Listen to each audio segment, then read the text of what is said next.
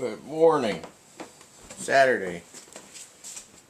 Don't have a lot of time this morning to mess with videos, so I'm gonna make a video and then maybe I'll make another video later. But I'm kind of running this morning. I need to go to this particular store that sells some stuff that I need that I like to buy. So I don't know, it seems a little bit early, but I've had some mice wanting to get into the house. It always happens, in the autumn, that the mice decide that they want to try to, migrate into my home, and try to find a place, find a new apartment for themselves other than the weeds outside, because the weather gets cooler and they want to migrate in, but the weather ain't cooler yet, so I don't understand that too much, that they want to come in yet. But anyway, there's a mouse on a glue trap in the bathroom. Yeah, underneath the sink. I've always got something to do. Always got something to work on. I mean, that's the part of owning a house. So if you don't own a house yet and you want to own a house, you better make sure you really want to own that house, because you're going to have to upkeep it and do things to it and shore it up against pests and things like that. There are things to do. I'd like to put a new roof on this house. Another thing I wanted to do, everything takes time, especially when it's just you. You're the only one doing everything. It could be challenging. Figure I'll wear this body out. Pretty soon, if I don't get raptured soon enough. I mean, we're in the rapture window, no doubt about that. But I'll probably be on my last leg when it happens. Oh, thank you, Jesus. Give me a new body. I'm ready for one. So anyway, the thing is that, what was I going to say? Oh, yeah, I want to get these traps. Got a couple already here in the house. I keep them around on guard. I say, on guard. I keep them on guard duty in any places that mice might want to come in. So I always keep a couple of traps underneath the sink in the upstairs bathroom, because that's a point of entry that they try to mess around in. See, I don't have anything that they could want for food. I have nothing out. I containerize everything. Everything in my house that has to do with food is in a container. Whether it's in a, you know what I'm saying. I just containerize everything. Everything is containerized. Bread doesn't matter. I mean, bread is in a container. Package of tortillas in a container. I mean, everything is containerized. All those lock and lock containers. I got a lot of containers. And they're in my cupboards and stuff. And underneath, I've got an island in the kitchen. I got containers underneath the island. I got stacks of containers, flour and whatnot. Because you got to. When you live in the country, you cannot leave anything whatsoever for anything. No issues with any kind of pests. because everything's containerized. There's nothing for them to. There's no crumbs. There's no nothing. So that's the way you got to do it. If you want to keep a pest-free house. Now, this house is over 200 years old. So, I've gotten most of the places that they could get in, sealed up. I've done that over the years. Now,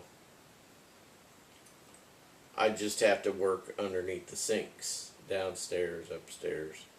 I got to do some work, putting in some metal mesh, that sort of thing. And anyway, but that's the thing about owning a house, guys. When you have a house, you got upkeep. I'm not going to start ranting and raving about property tax right now, but you know how I feel about that. I believe it's theft. I believe when you own a piece of land and a house, that you should not have to pay property tax on it. It's just going back to the King George thing. U.S. government doesn't own my land. I bought it. Mine. Yeah. That's the way I feel about it. And if we had more people like me, and we could just get together and say, you know what, we're not paying property tax no more. We're done. Eat it. We're not paying it. We gotta flip the tables if we're gonna do something like that. You gotta turn the tables on them. But the thing is I'm just biding my time. I'm not gonna fight about it a whole lot these days because I'm only biding my time because I know that we are in the window of the rapture. And when the rapture happens, I won't have to deal with clowns and property taxes anymore. That's right. I won't, because I will be in a kingdom, the kingdom of God, and I will be in a place where Jesus just gives me a home, and I don't have to pay property tax. I just live there. Do whatever I want to do whatever He wants me to do. I have no problem with doing whatever Jesus wants me to do in the kingdom. If He gives me some kind of task to handle, I don't have a problem with that.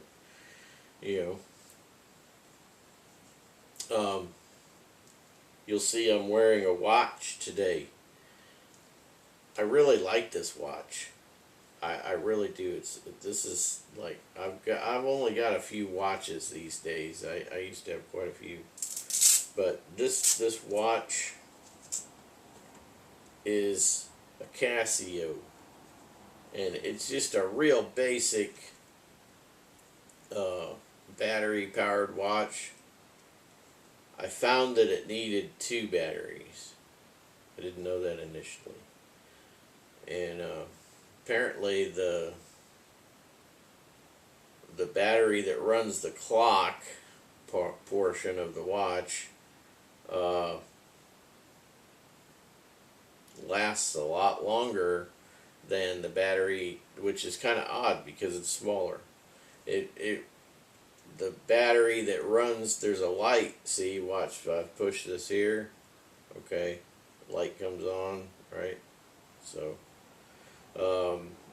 there's a battery that runs the light, and apparently, of course, the way things are, the light battery runs out faster than the battery for the clock portion. But anyway, you don't know that the clock portion is there unless you take the inner guts out of the watch. You just pop them straight up, because apparently that gigantic piece in the back there only has to do with running that tiny little LED. I think they probably did that on purpose, though, just to take up space in the watch. Just drop something there. Little thing that's fairly worthless. I'll find it in a minute. It's the strap keeper. But anyway, you guys saw that I own a very nice watch a while back. I took the video down because I thought, well, it's pretty much an irrelevant video. Um, I own a few watches. I own two watches that friends of mine in the past gave me. Uh, One of them was given me by a major, and another one was given to me just by some other fellow that was, you know, I don't know, maybe he won the lottery. And, he knew I liked that watch, and then he just surprised me with it, which was very cool of him. I mean, people don't just surprise you with a watch for nothing, generally. So anyway, I have those watches. One's a diver's watch. One's a astronaut pilot's watch. So I got those. I've got the Rolex diver's watch, and that's it. That's I think that's all I got these days. I used to have a whole box of watches, like watches. Um,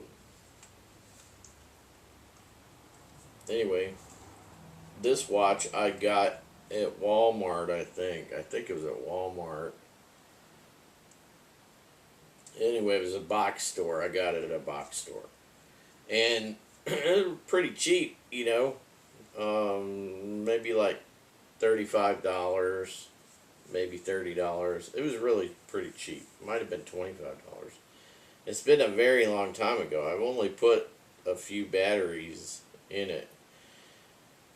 Maybe like this might be the third time I've changed out batteries in it. But the thing is that when the batteries run out, I have not generally changed them right away in the past, because it's not like I got batteries laying around, But I got a few of each style of battery this time, so I'll have enough batteries for at least one or two more battery changes. But this watch is pretty nice for working around the house and stuff, because I get the actual LED light for the face, and the face is coyote tan. I don't consider this any kind of a tactical watch because it has light on it, but thing is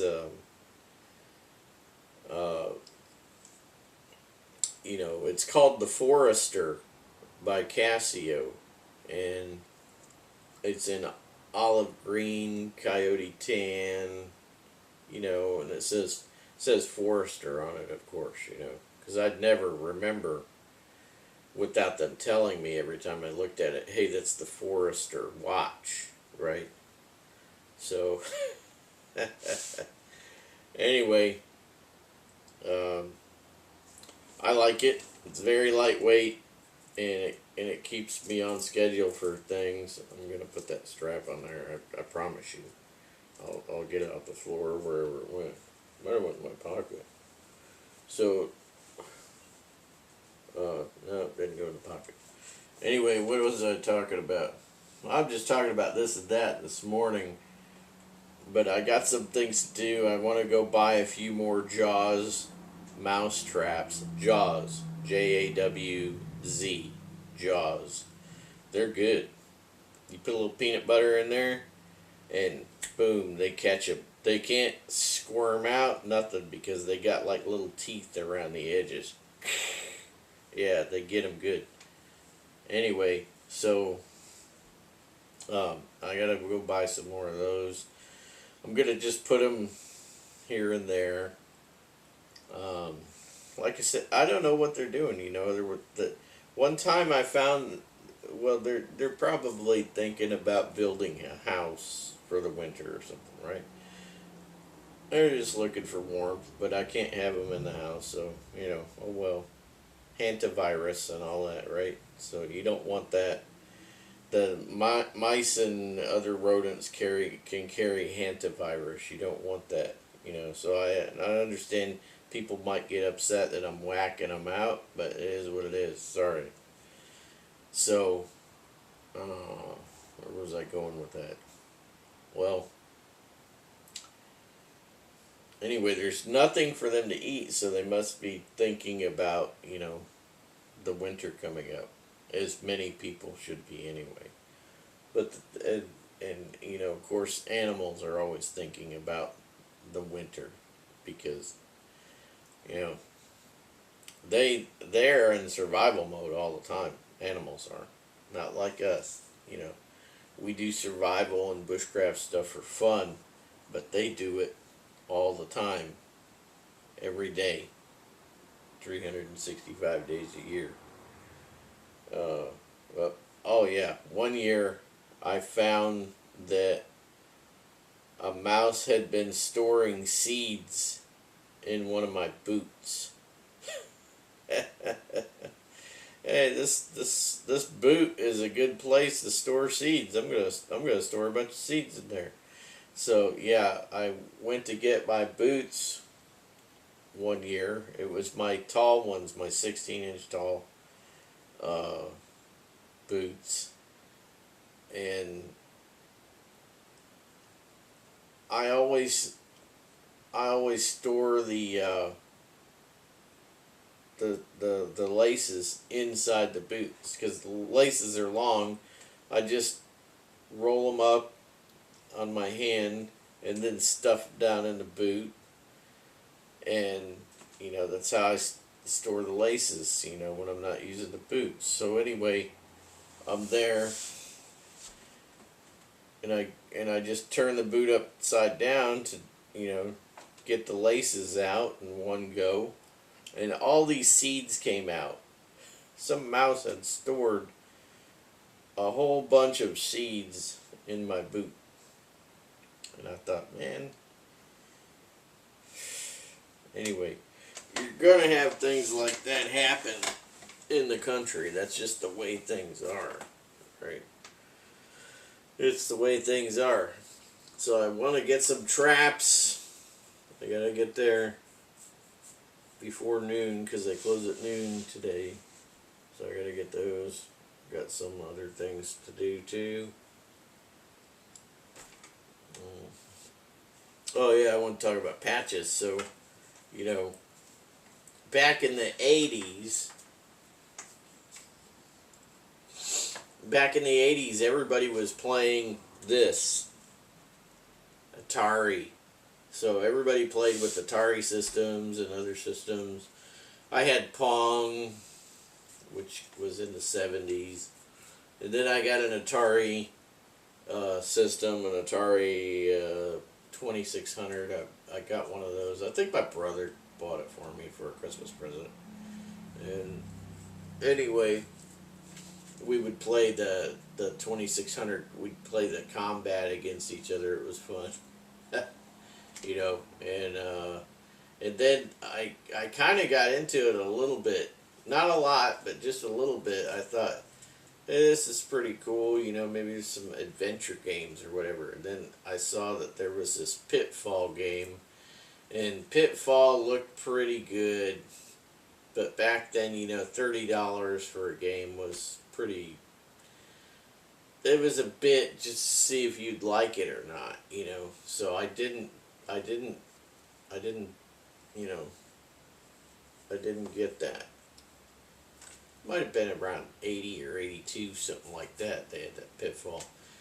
And then time went on, and I wasn't really messing with the game system too much. Just every now and then I'd, play combat for fun. My brother had went off on a job, so he wasn't around to play against me, on the combat. He went on a job, and anyway, he's dead now. I'm the last one in my family that I know of. So I had one brother that went incommunicative, incommunicado, or whatever you want to call it. Yeah, I have had a kind of a very interesting family. So anyway, we'll get away from that in a minute. But anyway, Atari, right? So I got this Atari patch. This is a real one. It's got the R for the registered trademark and all that, right? Now I got this patch in the in the 80s they had Pitfall, and then they came out with Pitfall 2, and I thought usually that means either it's going to be a lot better, or it's going to be terrible. So it's 50-50 chance, but I thought Pitfall 2, Legend of the Lost Caverns, I thought that's a catchy title. And I thought to myself, that title is pretty catchy. You know, it must be good. So I got Pitfall 2, Legend of the Lost Caverns. And you know, Pitfall, they gave out a patch. You got so many points, and then you took a Polaroid shot of the TV screen for the score that you got, and then send that off to California, and then they would send you a certificate, and a patch for getting that high score, right? So I thought, and they had that for Pitfall 2, and so I thought, man, I'm gonna try for that, and I'm gonna get the game, and then I'm gonna try for the patch and everything, and you know, I felt kind of stupid because you know, but then I got over it, you know, like I'm over it now. You know, I'm an old man and I collect patches and stuff. But I mean, I was not young back then. But I thought, man, that's a cool patch. So I got the game and I played it a bunch, and then I ended up getting you know, I got above the minimum score a little bit. I don't think it was very much, but it was a fairly decent score to achieve in a short period of time, like I did, because I spent a lot of hours messing around with it. It was very complex. A lot of maps to Pitfall 2, if I remember right. So I think it was a lot more complex than the original Pitfall game. So I think I did all right, and it was a fun game. So anyway, I ended up, I took about half of a box of Polaroid film to get the screen to show the score because of glare and whatnot. You had to have perfect lighting conditions almost in order to get, you know, you were gonna waste a box of film basically trying to get it. You know, you had to get the shot, and Activision is the brand, the company that made the games. So they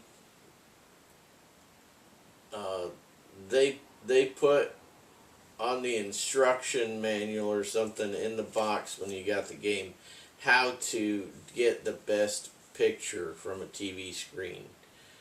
You know,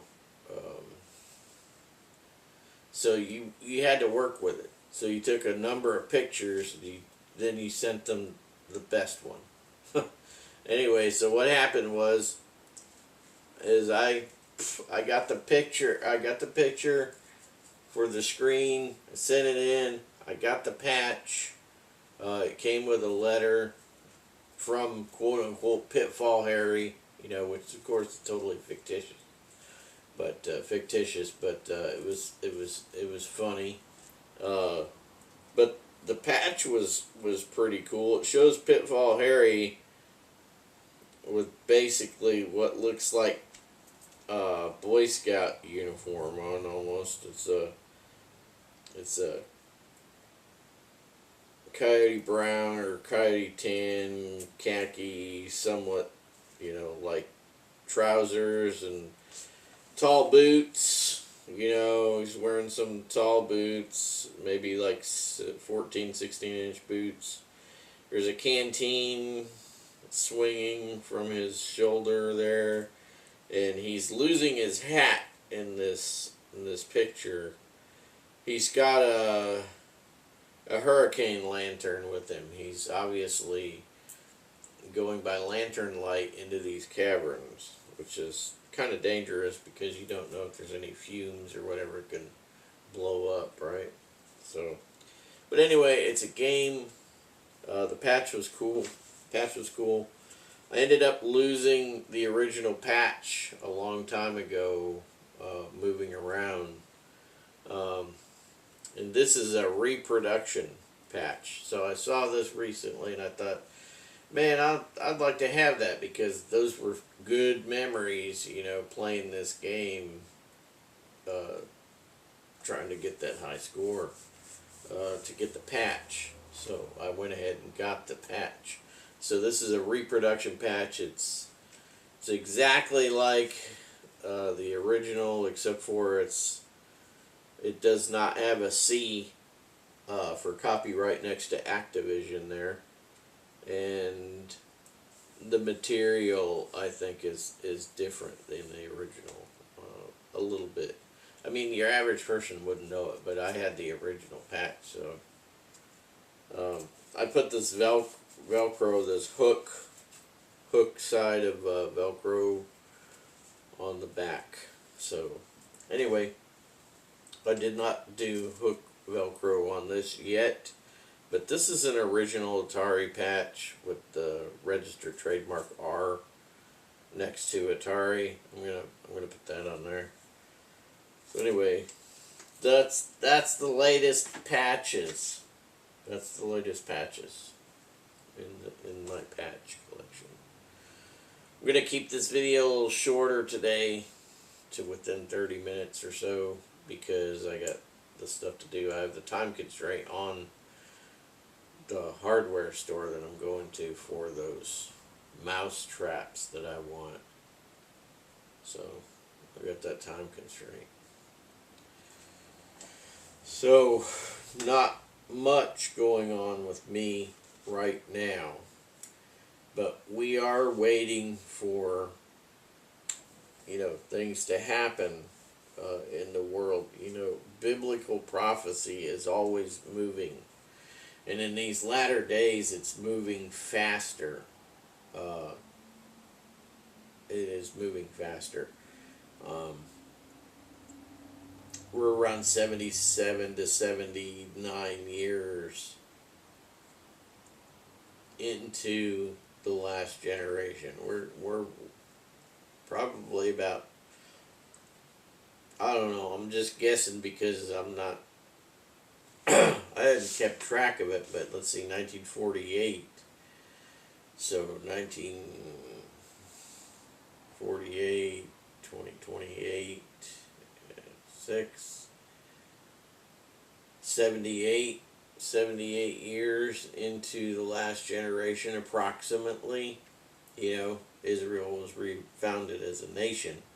That's the benchmark you have to go by for the last generation. That's when it starts. That's when the time clock starts. Okay, the last generation, according to the Bible's no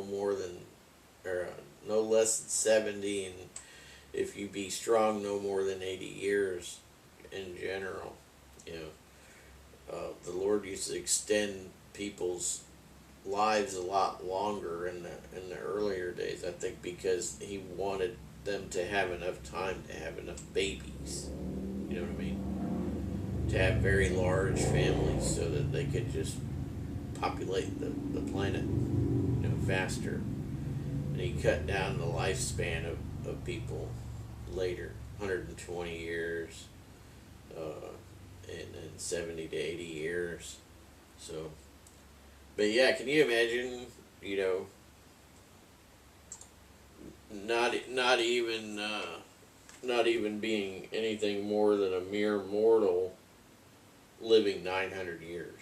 Yeah, that's a lot of time to have to deal with. You know, I mean, I'm not even 100 years, and I'm like, man, when's this life gonna be over with? You know, because but I bet that they were so their bodies were probably so much better back in the old days. You know, because the Lord said, yeah, I want you to live 900 years. Approximately. So you know, the food was better. You know, you grew food and it was like super nutritious. It wasn't you know a bunch of crap. People were not buying stuff with preservatives in it and whatnot. I mean, things were so much different back then. You could you know eat. I mean, I'm not going to be much longer. I'm going to be a minute or two longer. But let me tell you what happened recently. made some made some hamburger buns, right? Made some hamburger buns recently to put a patty on, right? A meat patty, and to make a hamburger, and I put some onions and and uh, and mustard. I think I put onions and mustard on it. Anyway, but I had a hamburger, but that bun was made with flour and that flour was made from einkorn. Einkorn ground in the mill, made the flour, made the buns. I was full. I mean, just hamburger, yay big, just one patty with a bit of onions, and I think might have put some mustard on it or something. Anyway, I was full. I was so full. It was crazy. I ate that thing and I was so full. I was like, man, this bread made with this einkorn, this fills you up. It's not like regular old bread you might get at the store or something, light and fluffy or whatever. I mean, it wasn't, you didn't like pick it up. It wasn't like picking up a brick. I mean, it was nice and soft. It was good bread. But when you ate it, I don't know. It was like the Doctor Who TARDIS. You see this box, right? Then you step inside, and it's a gigantic room. And in this case, it was like a hamburger bun. But and it was only yay big, but when you ate it, it felt like you ate like 2 or 3. Yeah. So it was buns made with einkorn. Crazy. All right, well, I'm out of time. So I gotta let you guys go this morning. I gotta go and do my errands and do my things that I need to do. If I get a chance, I'll drop back in with another video. But I don't know. Anyway, always something to do. Always something to do. You guys keep your heads up. Keep your chins up. Because it's not long. That rapture is right around the corner. I can feel it in my bones, man. I can feel it in my bones. It's not going to be much longer. I was hoping I'd win that big lottery recently that somebody in the Midwest, Illinois, I think. Somebody in Illinois won that big Powerball. And I thought, man, why couldn't that have been me? I would have been able to do some stuff. You know, get another house somewhere else, and start over there. But it could be that the rapture is going to be so soon. I might not even get the house bought and whatnot if I won the lottery. I mean, even if you win the lottery, right? It takes time to look for where you want, what you want. It all takes time. If we're running out of time, maybe there isn't any more time. Maybe not. That'd be fine with me. I'm ready to get out of here. I'm tired. Yeah. Guys, I'll let you go for now, and I will try to come at you again a little later. If I can't, then I'll come back at you on Monday. Guys, have a great day. Look to Jesus. Catch you later.